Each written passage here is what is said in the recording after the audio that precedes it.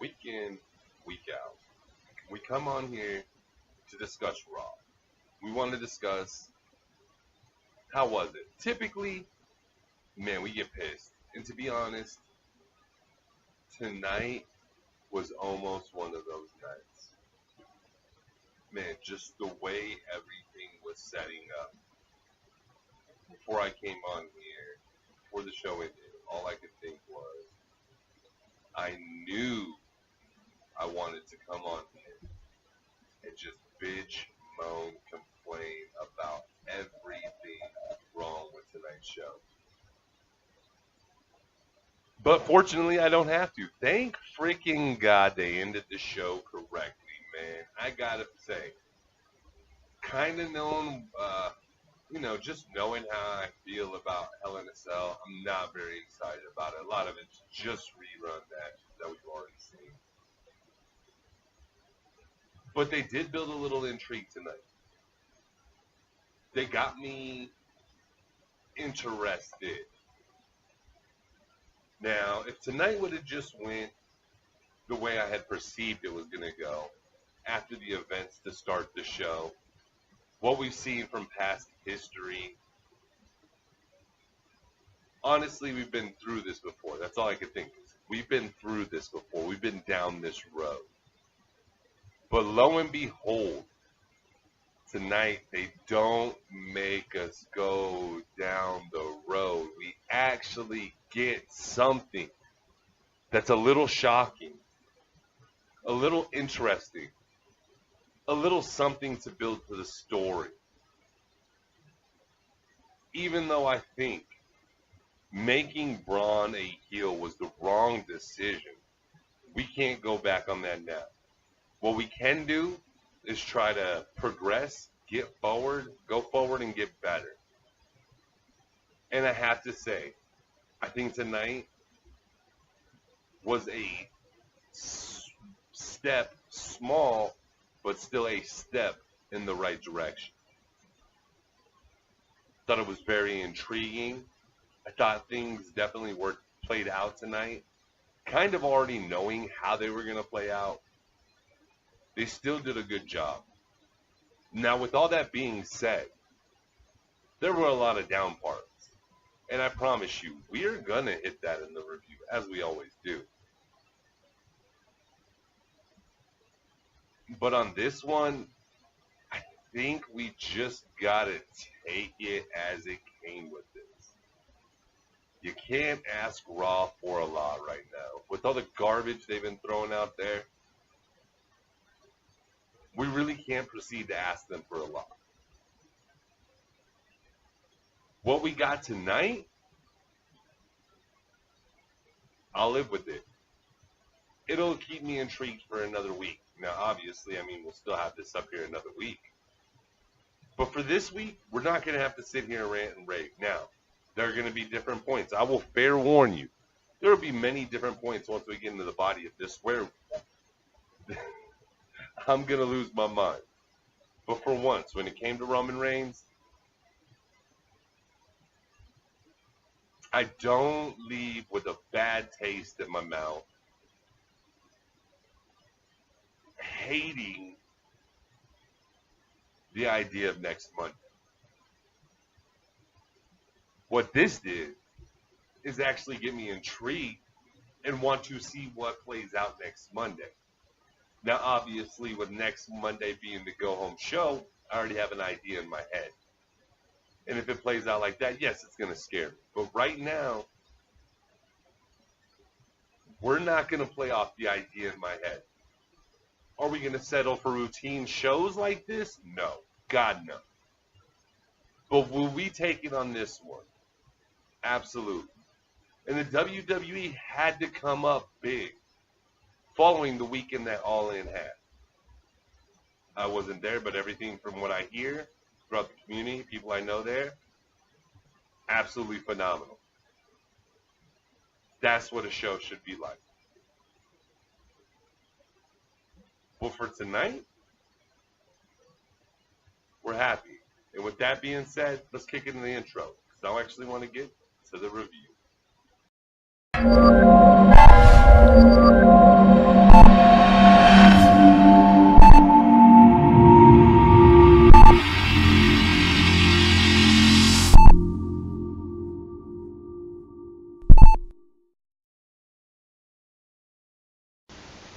What is up, YouTube and KliqpodNation? Nation? Thank you so much for joining me, your boy JG, back with another Monday Night Raw review. With that being said, I also want to give you guys a huge shout out for making July and August the most successful months in KliqpodCast history. We put out the content, and you guys have been all over it, watching it, whether it's the Madden content or over here with our reviews, predictions. You guys are the best, man. I can't thank you guys enough, man. It means literally the world to me. You guys are just the absolute greatest. And as I always ask, please share. Get us out there, man. All we want to do is continue to grow so we can continue to bring you guys amazing content. But I am so happy, guys. Like, I was afraid I was going to come on here. It's going to be literally another rant and rave, which, honestly, by the numbers, man, you guys just really don't like that part. And sorry, I mean, it's going to be there. So if you don't like it, you don't have to watch it, as we always say. But I appreciate you guys taking the opportunity to watch it. Just hear my opinion and voice yours back. Also, there will be a lot of Madden content coming out. I had some unfortunate events happen last week with the Madden shooting. Not only that, the week ended with my mother getting in an accident. She is okay, but gotta say that really startled your boy. So I decided to do some other things this weekend. Went and played Brawl for the first time, Frisbee golf. For those of you who don't know, absolutely love it. Shout out to my boy Casey. Can't wait to get back out there with you. But it also gave me time to reflect and just want to do more for you guys. So I'm going to do a lot more. I know I've been saying I'm going to stream. We're actually going to get that going. I'm just trying to figure out how I can play YouTube through the computer so you guys have something to listen to while you guys are watching me play and while we're interacting. But with that being said, we ain't here for all that talk. We are here to talk WWE. And before we break down SmackDown, as always, please, if you ain't following my buddy Direct WWE, go give him a check out. Follow him on Twitter. My buddy's doing amazing things. Not only that, go check out my buddy Pickled Bullets, doing Madden content, doing huge things. Man, it's just, thank you guys for embracing me in the Madden community so quickly. And hopefully we can get there with the WWE community. I mean, just with the wrestling community in general. But we're really making big strides. So let's keep it going, guys. But tonight's show, as I was saying in the intro, it wasn't the greatest, but it wasn't bad. It was much better than we've seen recently, and I got to thank them for that. But there were many parts of it that just weren't that great. And as you guys can see, So as we were saying before, I had an awesome special guest, even though he's got to be in bed. So, sorry, we had to get him back in bed. But with that being said, tonight's show wasn't the greatest. It wasn't the worst. It's a lot better than what we've been seeing. But there were really some parts I got to nitpick about. They were absolutely horrible. But lo and behold, the story with Roman tonight wasn't bad. Now, with that being said, I don't want you guys to get me twisted. Okay? I'm still not on this Shield reunion. I don't love it. I know it's the Roman agenda. I know they're trying to push it. They're trying to find ways to get him over. Tonight really did its job. I got it. Not with me. Not with me. I just saw what we seen executed and played out was different and better than what I thought originally was going to play out. So that was nice to see. But at the same time, man, there were some bad parts. So that's why I can't give the show overall being good. I could just give it, it's been better than what we've been seeing. So I'll take that. At this point, I'll really take it. It's nice not to have to come on here and just in the intro blow this up. I don't want to compare this to SmackDown. Obviously, you guys know. I am well invested in SmackDown WWE Championship title story. When it comes to the Raw, as you guys know, I'm not. Tonight, yes, it did intrigue me. It did take a step forward. And after last week, I was really pissed. So they had huge expectations to live up to. But tonight starts. First thing I initially know for the night, or realize on the night, is that Renee's back on commentary. Congratulations to her. I don't want to throw any shit in her parade. She's just not for me. Okay, she's like too bubbly, too positive. She's just not what I want on commentary on a regular week-to-week basis. To be honest, there were points where I kind of just wanted to mute it. She's better than Byron. She's better than Jonathan Coachman. She does a good job. It's just there's certain things that she does that I cannot freaking handle for the life of me.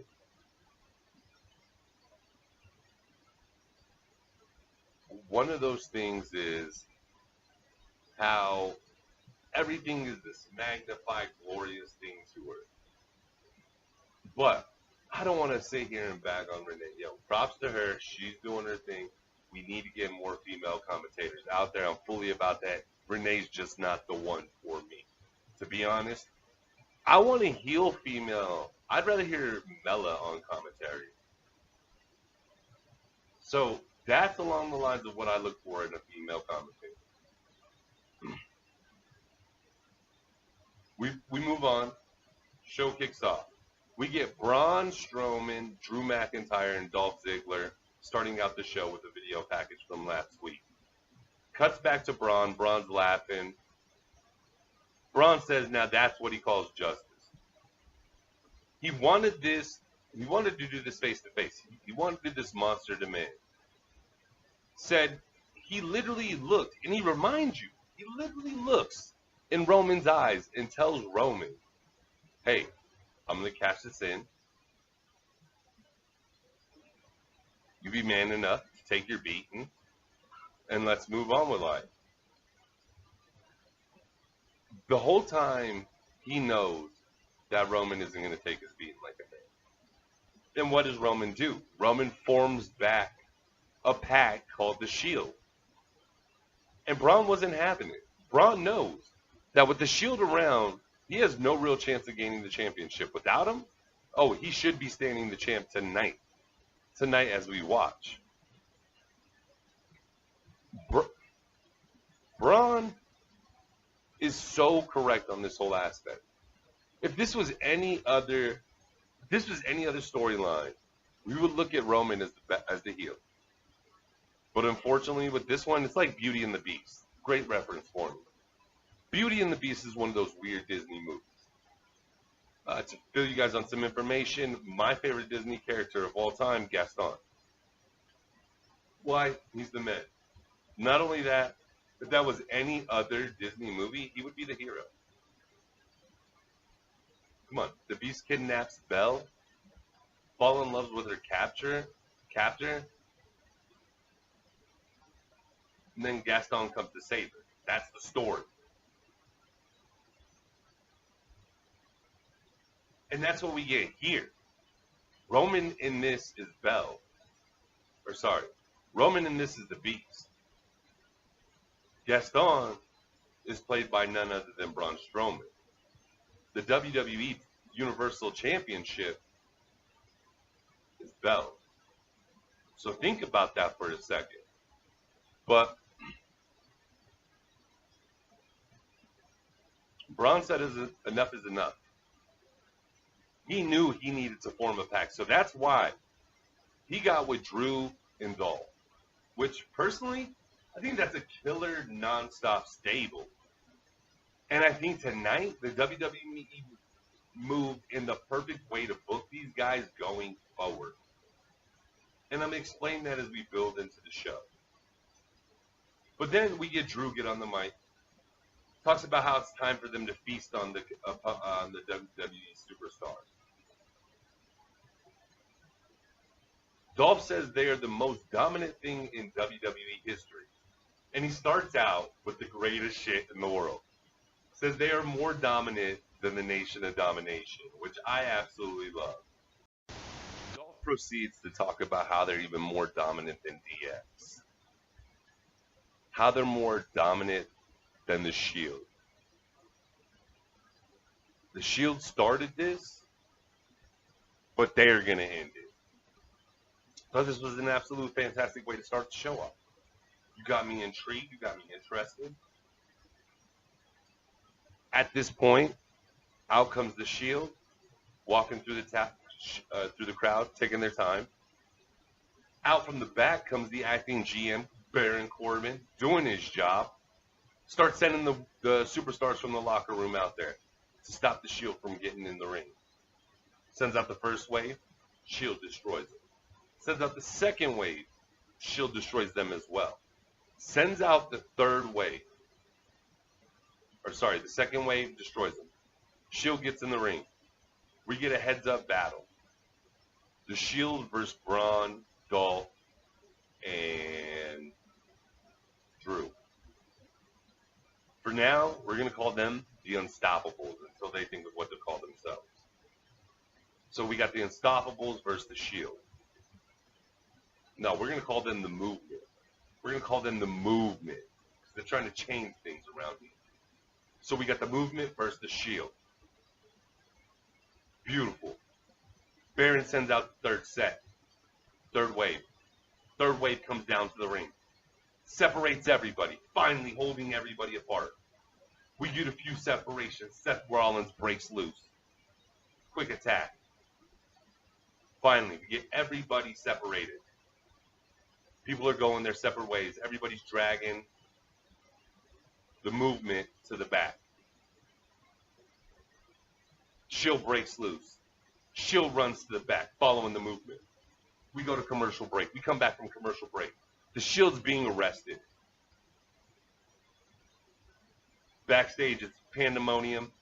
Baron Corbin tries to get things calmed down so we can move along in the show. We know where we need to get to. Baron does a great job. Baron does an absolutely great job of calming down the situation. Shield hauled off to jail. And initially, with me just telling you that, with the Shield hauled off to jail, where do you think this is leading in your mind to start? That's where my mind was as well.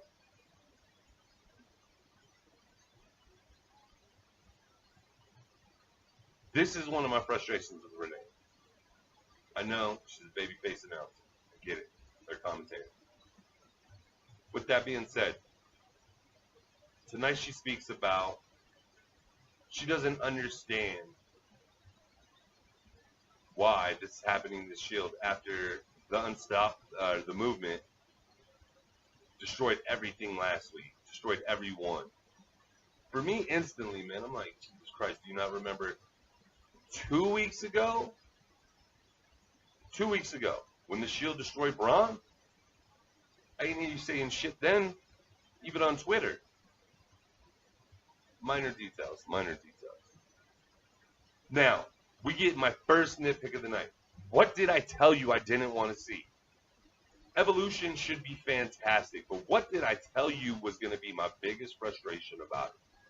Seeing these damn Bellas. Tonight, first match we get on Raw. The Bellas return to Raw after 3 years versus the Riot Squad. First off, before we talk about the match, shout out to Nikki. Yo, you started out the match with ring rust. You finished the match looking phenomenal. Hats off to you. Hats off to you, girl. Keep going. Sarah Logan, Liv Morgan looked really good tonight. I thought this was one of their better performances inside the ring. To be honest, I think over the last 2 months, they've really grown a lot. Now, with them growing, they have a lot of, it's almost for every 3 steps forward, they take 2 steps back because they have multiple weeks in a row where they put on shit performances. That's the stuff that has to stop. If you want to be a superstar in this industry, it has to be consistency. Consistency is key. Whatever you're doing, it needs to be consistent week to week. Okay? I'm not saying you got to have a 5-star match every week, but you can't be having those 1s and 2s if you want to be known as a superstar.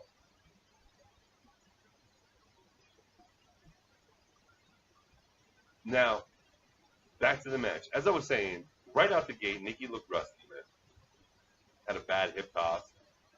Ugly arm breaker off the top rope. Like the hip toss, she drags it, and it just looked very bad. Like there was no real roll to it. There was no toss. It was kind of, I fling you and fall flat on my face. Then she came off the top with her, Liv's arm. No, maybe it was Logan's arm. One of their arms across her body. It's this little arm breaker move. Thought the move would have been cool, but it was pulled off very weird, especially the camera angle. But you could see she was already going low on it. I thought after this point, there's a hot tag to Brie. Brie comes in, freaking hits the yes kick. Shocker. Shocker. Anybody shocked by that? Crowd chanting yes.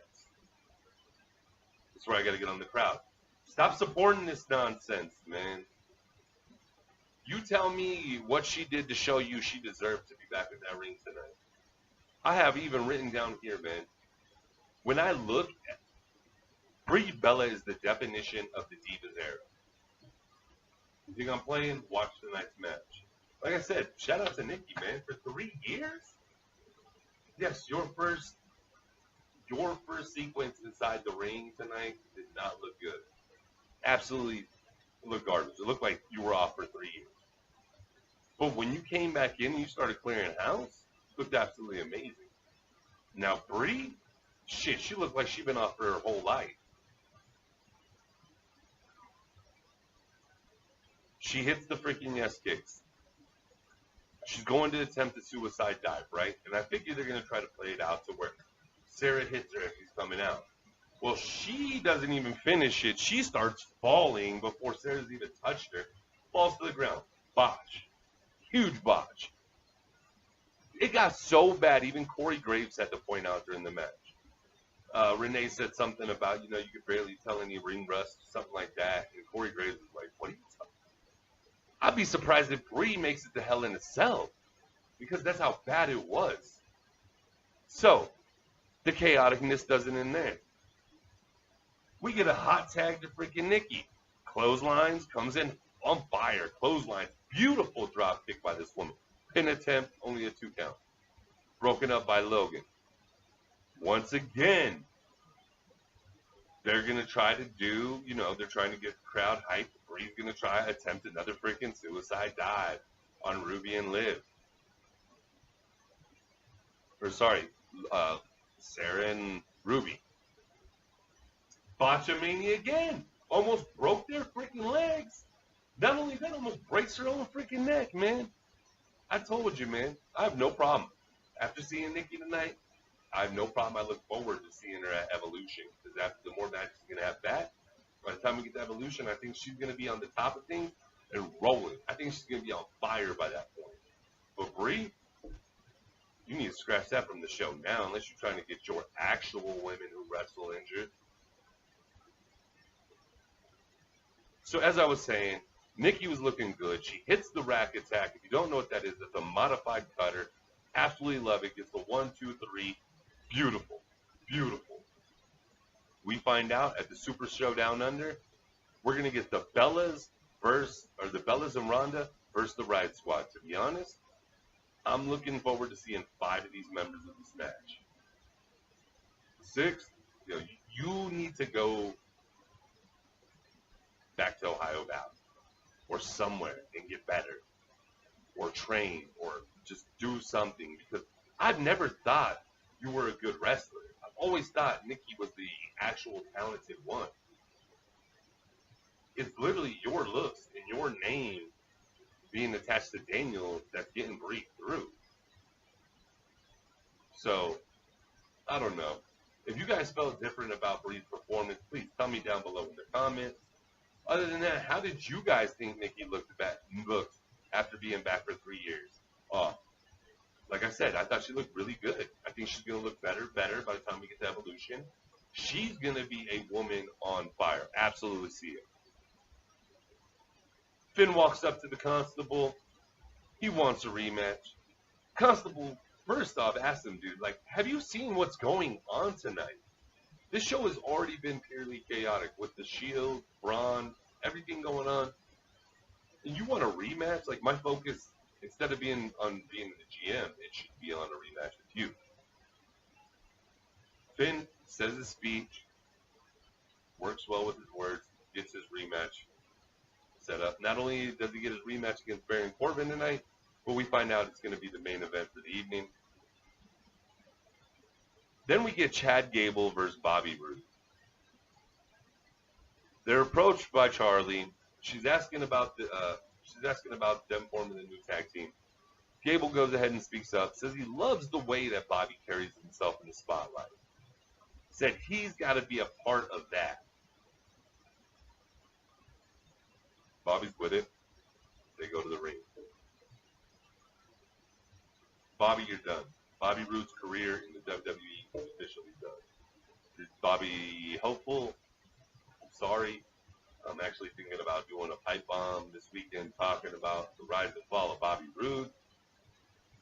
But we'll see. There will be some pipe bomb this week, though. With that being said, we get a match. Chad and Bobby versus the Ascension. You guys know how we feel about the Ascension. Just another great tag team wasted by the WWE. If you could come out of this match positively, even taking an L, I do think the Ascension did walk away with at least their heads up a little bit tonight. They were actually given a little time to showcase what they could do, remind us what tag team wrestling is about and should look like.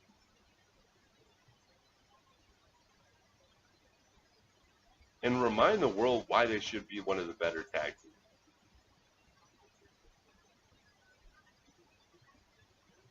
Connor gets on the mic for a little bit before the match, talking shit to both Bobby and Chad.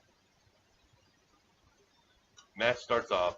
Chad gets in. Suplexes everywhere. Suplex galore.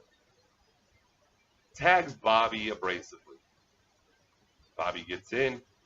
Starts working. This is where Connor and Victor actually, I felt, worked the best. They singled out Bobby, keeping him towards their corner, making good tags, good efficient double teams. And that's what I think is missing from the tag team division now, is really good efficient double teams. Like, whatever happened, like, I love it when a guy just holds him so that you can come and punch him real quick, let go, so they can lock up and do whatever. Or I love it when they keep the abdomen extended when they make the tag so that you can come in there and get the tip or the kick. Love those things, man. I think that's what's missing from the tag team division. And I'm not saying, once again, WWE entire tag team divisions are dead. NXT is great. SmackDown's aight. Raw's was dead. Maybe we'll see some spark in it. But a little later in the match, instead of allowing Bobby Roode to tag him in, Chad Gable abrasively tagged himself back in the match, goes on fire, hits his beautiful cannonball off the apron. Absolutely beautiful. Hits a German suplex, gets the 1-2-3.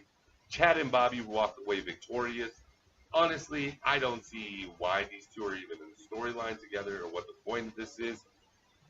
This is just one of those things we're going to have to wait and see. We get a segment with Elias. Elias is talking about how he strongly dislikes women who hit men, as I do. It's obvious that Trish Stratus is just now coming to terms that WWE really stands for Walk with Elias. And you guys know how I feel about that. I feel it really does.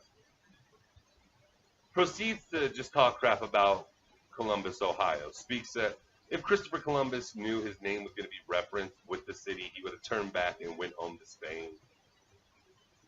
Talks about Ohio State University and asks, what is the Buckeyes? It's like the weakest mascot ever, and I gotta agree. Says he's more of a Michigan guy. But Wolverine's a real mascot. I'm dying laughing.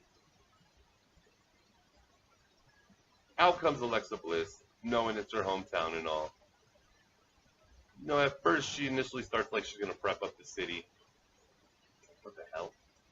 How she graduated in the building. Then she came to her senses and realized she needed to come out here because everything Elias was saying was true. They sound like a bunch of mindless sheep after they joined her in a Ohio chant. Says she's so glad she got out because while she was there, she just felt like she was surrounded by zombies. And that she's the biggest thing to ever come out of the city, which I'm going to agree with, even out of the state. This to LeBron. Hey, we ain't no LeBron channel either. All right, so take that boo-boo elsewhere. But, you know, I was actually dying, man, throwing my own twist on that. Then she proceeds to apologize for Trish's actions last week. And at this point, she starts to look smitten. Like, absolutely, like a schoolgirl who's getting to talk to her lifelong crush. Ask Elias if she could plays the song that he's going to play. She wants to walk with Elias. Out comes Ronda, Natty. This leads up to Alexa Bliss versus Natty. The only thing I really took from this match, to be honest with you, was Alexa Bliss finished Natty with the arm breaker right in front of Ronda. After this, she tries to ambush Ronda. It doesn't work.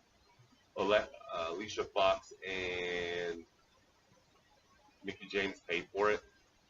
Mickie James is way too fun, man. They need to remove her off TV for a long time. She is way too damn hot, man. Alexa gets a couple shots in on Ronda, but does get worked with, and she gets, I guess, what she wanted. Her ass kicked by Ronda. So, but once again, man, the match itself, I really didn't expect a lot, and we didn't really get a lot. Then we get Drew Braun and Dolph actually approaching the Constable. With him being acting GM, they have requests, especially with the Shield out of the way for the evening. So Braun proceeds to just say he wants some competition for the evening. Dolph and Drew want the tag team title shots. Corbin reminds them that it's the Revival. They question him, like, what if the Revival can't make it? This leads to what we know it's going to lead to. The Revival's in an interview with Charlie. What they said last week was true about the tag division being a laughing joke. At this point, they're attacked by Dolph and Drew. Just beat down, man. B-Team comes out. Music plays, but no Revival. They're announced again. Their opponents. Right after they say opponents, Dolph's music hits. And we get the B-Team versus Dolph and Drew for the tag titles. B-Team actually looks solid out of the gate. I like there was a point where Bo pulls down the ropes on Drew, kind of just alleviating him from the match from a while. Bo does botch this transition to a neck breaker. It was it just looked horrible. It was just horribly put together. They start working, the B-Team starts working Dolph. And they're going for close pin attempts. We finally get one broken up by Drew, who just absolutely cleans the ring. This actually leads to the Claymore Zigzag, and you have new tag team Raw champions, Dolph Ziggler and Drew McIntyre. Shout out to them, man. We've been waiting for this here at the Kliqpodcast. We have been wanting to see it go this way. Then we get Drake Maverick with AOP. Drake Maverick, for those of you who don't know, that is the GM of 205, also can be known as Spike. Is it Spike?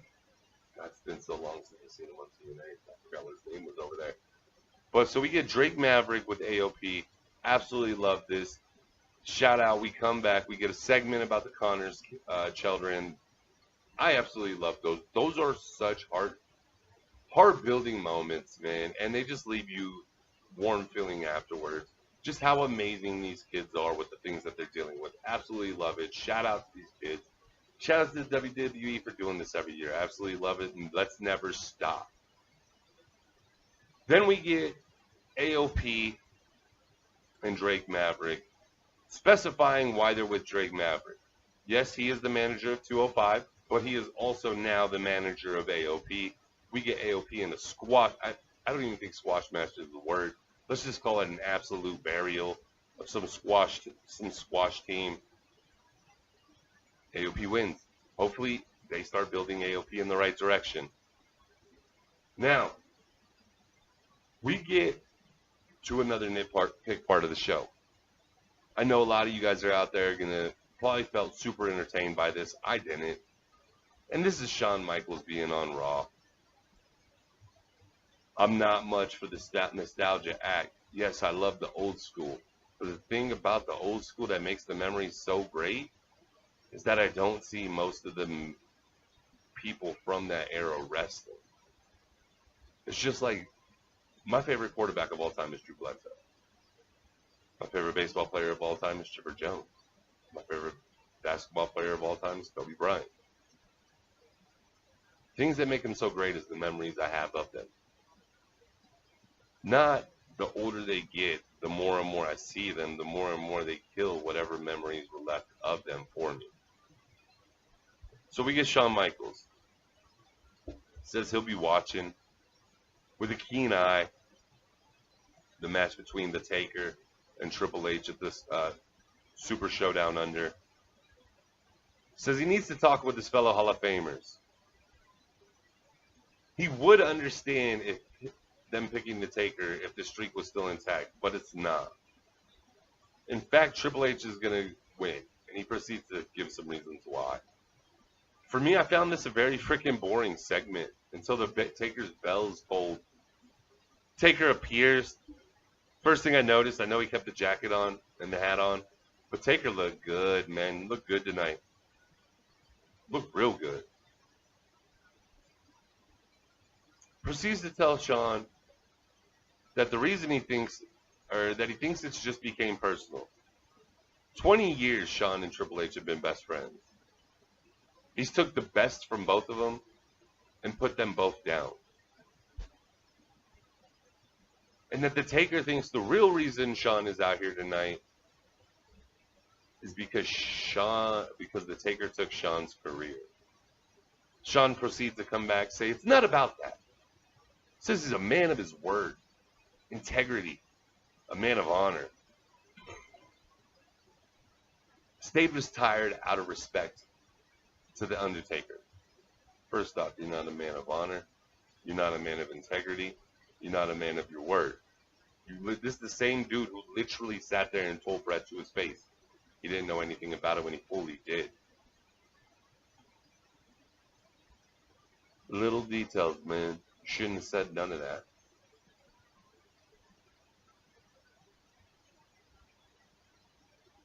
Undertaker asked him, is it really out of fear or respect that he stays retired? Or is that out of fear? Because if he comes back, he knows there's only one person who he's going to be focused on, and that's the Taker. And it left. And it left the crowd chanting one more match. They had screamed this earlier at one point. And I'll be honest with you, I don't want to see it. I don't want it to go on. Let me live with the memories I've had. The memories I have. Don't give me fading memories of over-the-hill wrestlers. Please. Stop with the nostalgia act and let's start moving forward.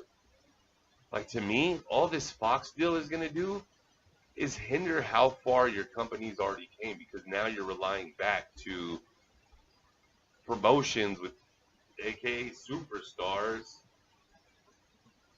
With the Bellas being back, I get it. It's 'cause the show. I'm not an idiot. Doesn't mean it's good or a good idea. You're like, I was watching JD this weekend. I was watching, I think Friday. I think it was Friday. But he brought back bad comments. And they're just bad comments directed at him.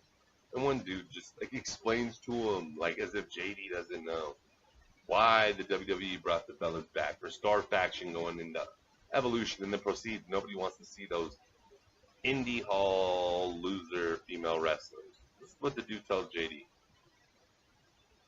And I'm thinking about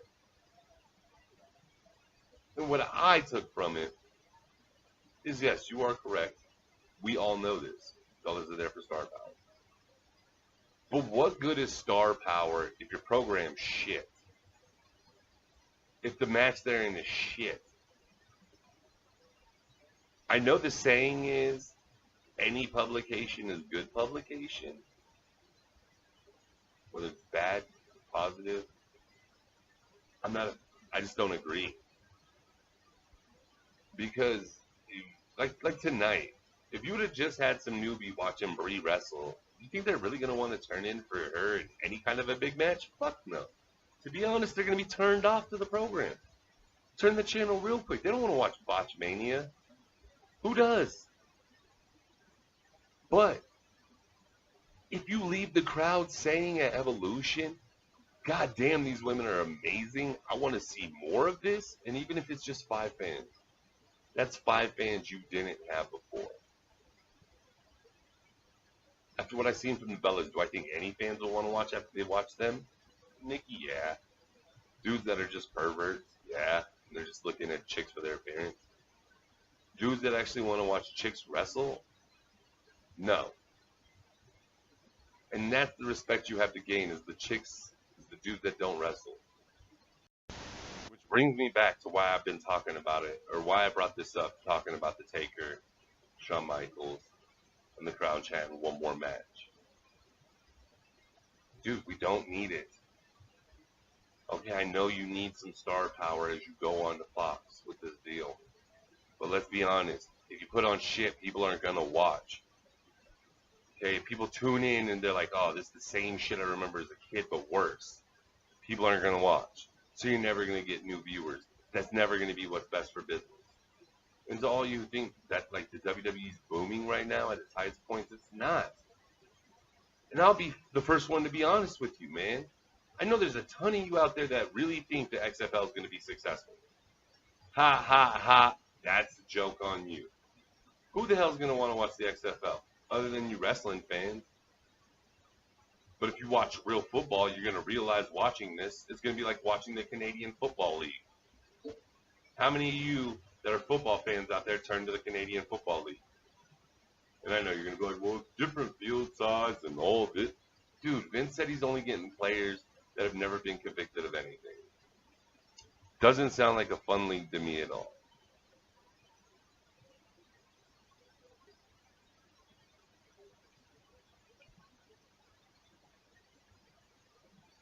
So, yeah. I gotta say, man, after this segment tonight, it actually, I want to see how Triple H responds next week. See if he can bring me back into this. But as of this point, I'm back uninterested again. So there's my other nitpick for the evening. Then we get the Constable approaching Finn, letting him know that with everything going on tonight, he's not going to be able to face Finn, but he does have a replacement. And that replacement is going to be Braun. At this point, we get a update on the Shield situation, and they've already went in front of a judge for inciting a riot and disturbing the peace, some other crap. Finn and Reign let go on their own free accord. It's not how that shit works. So just leave that. Like, another nitpick. You know what made it so good about back in the day? Like, for example, when Stone Cold would get arrested?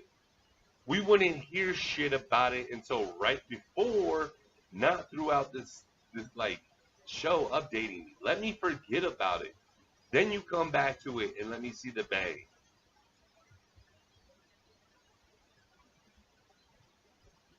That's why old stuff was so good. To let you forget about it. Come back to it at the end. Holy shit, I forgot. Oh my God. Okay? God, man. You don't, like,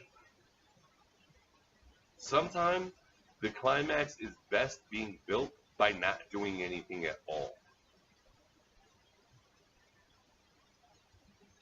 True. Think about it. Then we get the waste of the evening match, Sasha and Bailey versus Dana and Ember. Sasha rolls Dana up for a 1-2-3. Dana says she's done with Titus Worldwide. Good for her. Then we get Bobby Lashley coming out of a meeting with Baron Corbin. Hands Charlie a note. It's a performance review. Says pretty much that Bobby's a danger to the company with his anger issues, and that he's been invited to an impromptu meditation session with Jinder Mahal. Jinder says he can sense Bobby's inner anger. Jinder wants Bobby to imagine he's water. At this point, we get a surprise attack from KO. KO beats down Bobby Lashley, gives him a power bomb to the apron. Freaking loved it. Then we get Corey Graves reporting the Shield is out. Okay. Then we get your main event of the evening. Finn versus Braun with Dolph and Drew. Match win it's gone the last few times we've seen it over the last couple months. Braun using his strength, Finn trying to use his speed, getting a couple seconds of aggression. Can't withstand Braun's beating. Braun hits him with the power slam. Braun wins 1-2-3. Then we hear the police van backing up. Roman gets out, walks to the back, lets out Seth, Dean. They proceed to walk to the ramp, stand there staring down the movement, which is Braun Strowman, Dolph Ziggler, and Drew McIntyre. That's our name. That's our name for them. They're the movement. And at this point, it's going through my head, shit. They're same old shit. They're going to come back, beat the shit out of Braun, Dolph, and Drew. So they can leave on the end of the night with this huge pop. Everybody loving it. Way to go for not doing that, WWE. Way to go for not doing that, WWE. So, Braun gives Finn Balor a second power slam. Throws him outside the ropes. They're about to destroy him. They're mocking the Shield and about to do the three-man power bomb on the stairs to Finn Balor. That's when the Shield came out. They're doing the stare down. The locker room is pissed about the attack earlier and beating them all down. So they come out, at least the heel, and destroy the Shield. And it was absolutely perfectly done. They separate all three of them. So it's like Dolph and a few of the locker room. Braun with a few of the locker room. Drew with a few of the locker room. Each individually destroying the Shield themselves. Honestly, I think Seth might have got it the worst. And Raw goes off the air tonight with the Shield laying side by side by side. Beaten, Seth's bloody, and just absolutely destroyed. And I gotta say, I absolutely ended the show with a smile on my face, feeling like out of all that I've had to endure with the Roman agenda, even though it was just a little bit, it's like they knew we needed that, so they gave us some relief just to watch him completely destroyed with his brethren. So, if you're not a Shield dude like me, never really been about them, they're enjoyable. I understood them. I enjoyed the work they did. I was just never one of their guys. But if you're like me, a non-Shield guy, it was nice seeing Ryan like that. So, overall, I'm going to give this decent on a scale of good or great, good, decent, and don't even watch. We're going with decent this week. So, good job, Raw. Fixing it from last week. Really appreciate that. As always, thanks go out to you guys for sitting through this long video. Hope you guys are liking me trying to take a more detailed approach to this. Try to just make it more entertaining for you guys.